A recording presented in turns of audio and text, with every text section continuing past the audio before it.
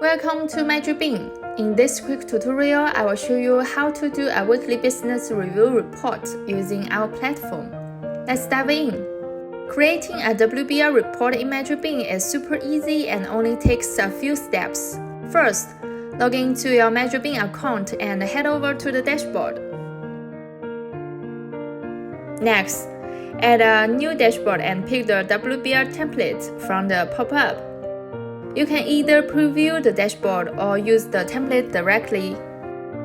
The report will generate in seconds, giving you a clear overview of your business's performance.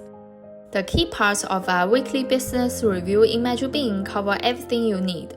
You get the weekly operational metrics, which include customer volume, order volume, and revenue.